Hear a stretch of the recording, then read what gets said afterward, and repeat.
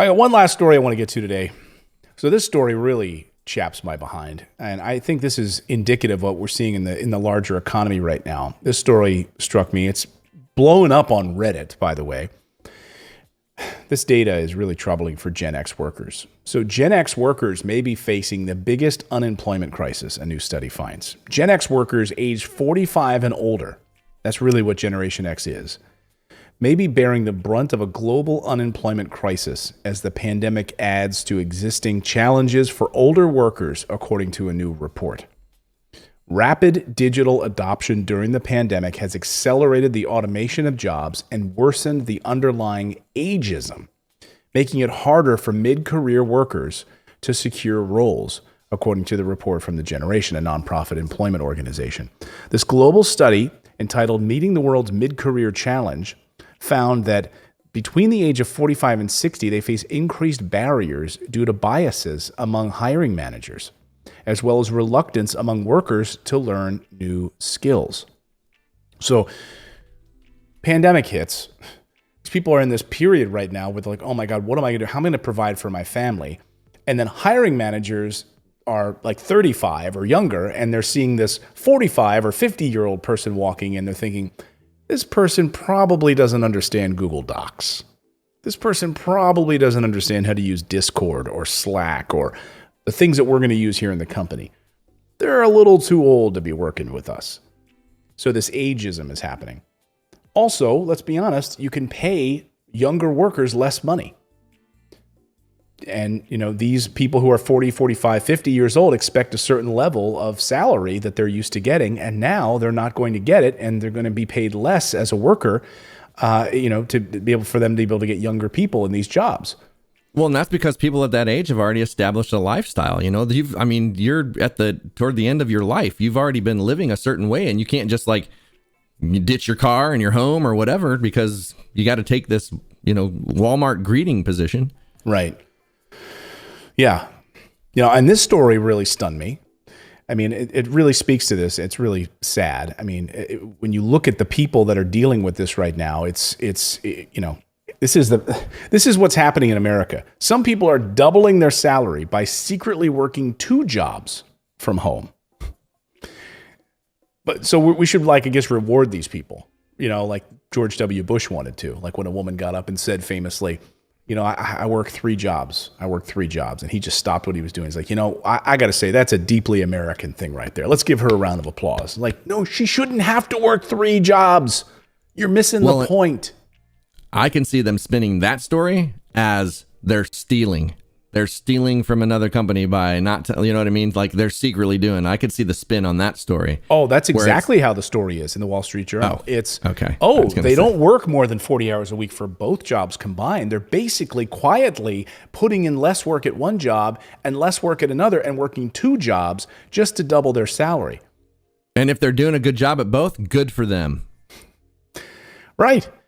So if they're not doing a good job, fire them, I guess, right? But if they're doing a good job and they're having to work another job to make ends meet, okay, but you're missing the larger point here, which is in the United States of America, you shouldn't have to work 2 jobs just to make ends meet, to double your salary, be treated well. This is crazy. And to kind of go back to this, the story about Gen Xers, I mean, it's like, you have to work the rest of your life because you can't afford to retire. Also, you're too old to work. Sorry. This is not going to end well, Paul says on Reddit.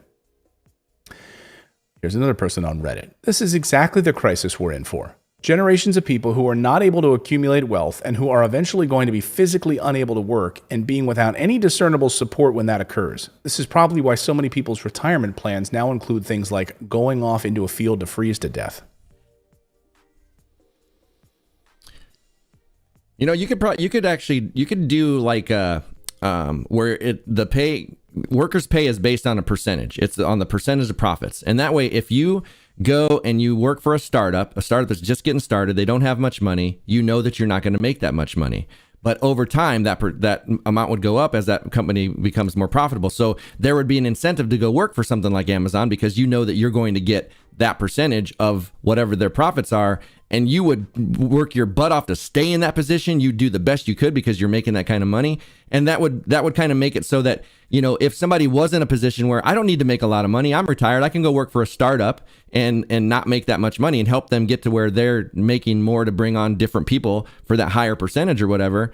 Like that seems to me like that could be a fairer way to make sure that people are getting paid what they're worth. And not because the problem with people with the minimum wage is there are startup companies and companies where they don't have that kind of money to put into employees right away because not everybody gets $250,000. So I might have a position that I can put on Craigslist that, look, I'm just getting started. I can pay like $8 an hour right now. That's all I can afford. But I promise you, as we grow, I'll pay better.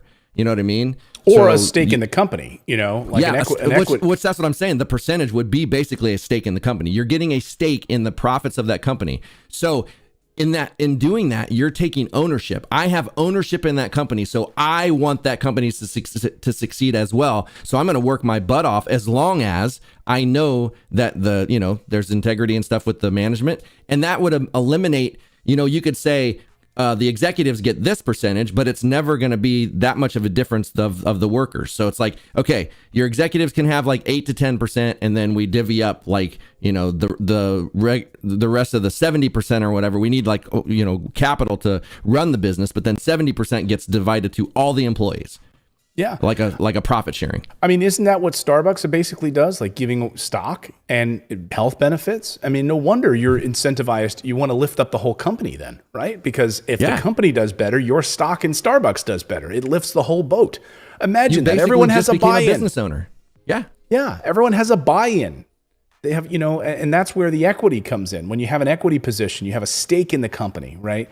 And even if you don't have a stock stake in the company, but where you feel like your bosses are actually taking care of you and rewarding you for the hard work, making sure that the salary is there that can actually give you a great way to live, and you notice that boss is also not making 33 times what you're making in salary. Maybe he's making 4 times as much. Maybe he started the company so 4 or 5 times as much. I get that. That's what Dan Price's goal was. He was making 33 times what his employees were, and he said, "Nuh-uh, I'm cutting my salary, and I'm going to raise all of your salaries. So now I'm only making 4 times as much." Great.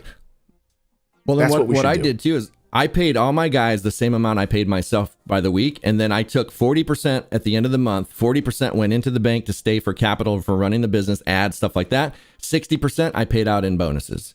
And we all got the same bonus. I just divided it up between all of us.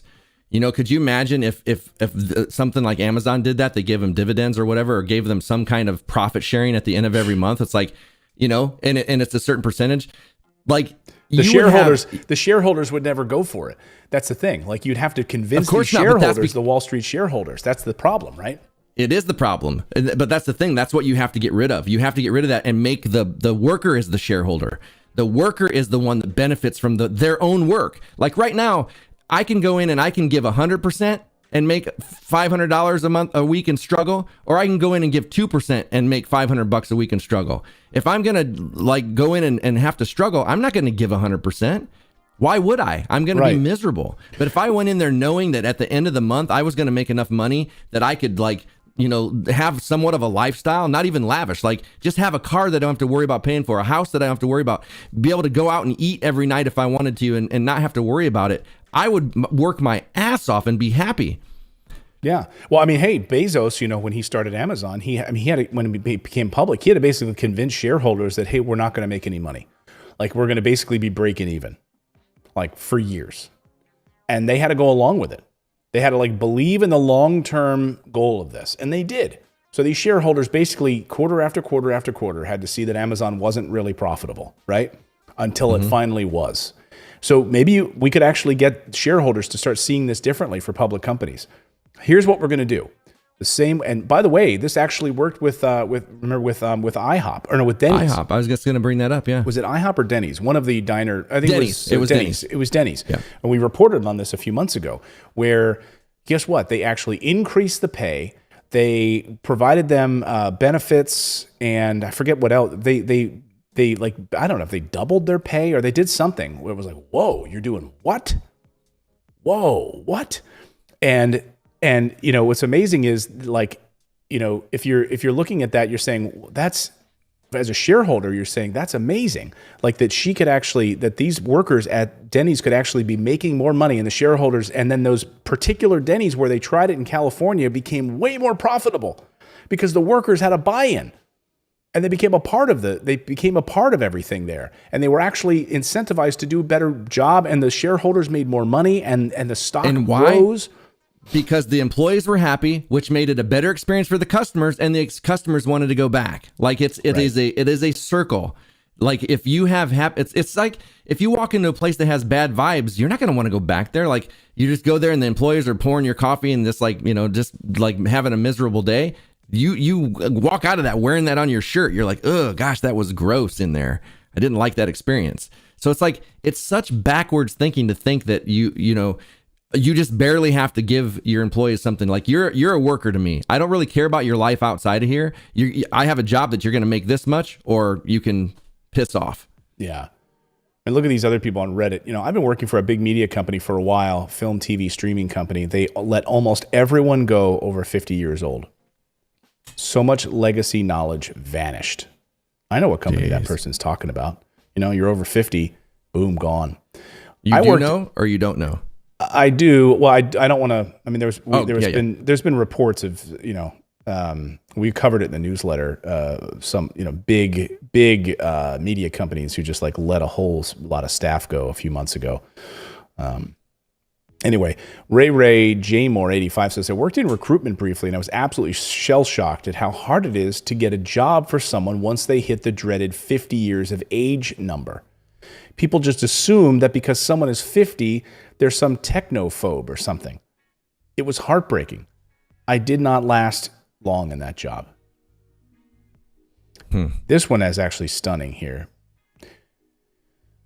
When I had my first job during high school, about a decade ago, I was a cashier at a supermarket, and one of my coworkers was 83 with 2 jobs. 83 years old with 2 jobs. Jeez. Cashier probably at just the to buy supermarket. medicine and stuff to survive without pain. Yeah. A cashier at the supermarket. A drive-through at a fast food chain. I'd literally get out of work with him. He's 83 years old. And I'd literally get out of work with him, and I would, on a Friday night, and then 4 hours later, I would see him working at the drive-thru. I don't give a F how unambitious you are in life, or if it's because of a disability, which may not be immediately noticeable. Providing minimum wage services for 50 years should afford you retirement simply because you've contributed to society for 50 years. That's it, full stop. Working in menial jobs for 5 decades to me means you've done your part. I'm not saying the state should provide you a luxurious lifestyle, but you shouldn't have to work 2 jobs to keep yourself alive when you have next to nothing to give to your community, left to give to your community. Well said. Yeah, very well said. How sad. I mean, think about that. Like you're in high school and you're working with an 83-year-old person, this guy who's just trying to live, in America. You're working for a corporation at a grocery store. This person's bagging groceries, running the till, and then at 83 years old, works a full shift, leaves, and 4 hours later is working a drive-through at a second job across town. It's heartbreaking. It is. And think about all the people in this country that die completely broke and devoid of any kind of medical care or anything like that. And on top of that, think of all the soldiers. Think of all the soldiers that die on the streets because they don't have any health care, no help at all. And they were a soldier in this country, which we like, hey, we support our troops. We love you until you come home and get PTSD and then you're on your own. Like, that's like I feel like it just makes no sense the way that we look at work as it's like, if you're a good citizen of society, you work your job, you show up every day, even if you hate it, you go to work and you just put your clothes on and you do it, right? That's just like, I hate that way of thinking. It's like you enjoying your life plays no part in that thinking whatsoever. Yeah, you just have to barely survive. Yeah, barely. Those. So you have like something happens where you literally can't go to work for a few days or something, and you don't even, because of an ailment, and then you lose that income. You can't be there. Most, these companies don't even want to hire you as a W-2 employee anymore. They want to hire you as a contractor. So, no health benefits. You lose work for a few days and you lose pay for a few days. Like, that's sorry. You want to stay home because your knee hurts. You stay home when your knee hurts, and then you cannot make money while you stay home. So I'd love to hear your thoughts about this. Drop me a comment below on this story. I find it two stories really on this jobs crisis. I mean, the people are doubling their salaries now by secretly working 2 jobs from home and being slammed for it when we shouldn't have to be working 2 jobs to begin with. And Gen X workers may be facing the biggest unemployment crisis, unfortunately. If I found out, like if I had employees and I found out they were working a second job because I wasn't paying them well enough, I would feel horrible. Like if I had it, if like I said, I was in a position when I was a startup that I did that. I had to bring people in. I paid them what I could, and I showed them I was paying us all the same. And like, look, we're going to get there. And then boom, we did. We started taking off and growing. And as that happened, I increased their pay every time I could. Not like, oh, well, I'll do a review at this time and I might increase your wage. No, as my wages went up, so did theirs. Like as the company's wages went up, so did theirs. And it's like, nobody understands investing like that. Yeah. No, because again, we need to have these executives at the top that making billions while the rest make nothing. Yeah, and complaining that their employees are working 2 jobs so that they can survive. Again, these people probably are barely getting ahead with a second job because your job pays so badly that they were put in a position they had to do that. It's not like they're taking advantage of a system. And that's where I get irritated that people say, well, they're just taking advantage of this system or they're just taking advantage of this. They're trying to survive. They're trying to get food. They're trying to just be happy in their life. There's nothing wrong with that. Right. And ultimately, that's the government's job, is to take care of its citizenry. That's the entire purpose of our government, is to protect us and take care of us. That's it. And when that fails us, time to throw off the shackles of government and start a new one, quite honestly. Thanks for subscribing to the channel. You can also become a channel member by going to morninginvest.com/join, where you can stick it to the mainstream media and support independent journalism. We're able to bring you the stories that you won't see on any of the major billionaire-backed networks. Thanks so much. We'll see you next time, everyone.